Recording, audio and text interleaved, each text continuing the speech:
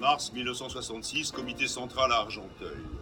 Il y a dans toute œuvre d'art, comme dans toute découverte scientifique, une part irréductible aux données, et cette part, c'est l'homme lui-même. Aragon concluait ainsi un débat de plusieurs années sur le réalisme socialiste, affirmant la nécessité de la liberté de création. C'était il y a 60 ans.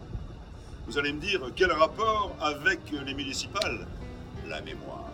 La mémoire perdue, la mémoire d'une ville de gauche, fière de ses ouvriers, de ses paysans, de ses intellectuels, ses artistes, de son immigration tous azimuts, ses techniciens, ses services publics.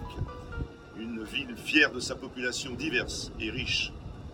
Une ville maltraitée depuis 25 ans.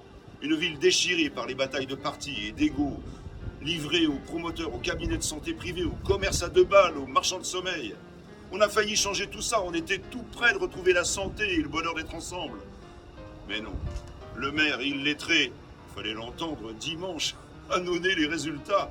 Et son homologue précédent ont menti, calomnié et insulté jusqu'à la veille du scrutin, jusqu'à diffamer plusieurs candidats sur le plan personnel et en toute illégalité. Mais que risque-t-il lorsque l'autoritarisme s'est si bien installé, comme la grenouille dans sa casserole, depuis l'idole de Mélenchon, Mitterrand, qui ordonnait à la télévision de recevoir Le Pen, jusqu'à Macron, dont on ne compte plus les ministres d'extrême droite?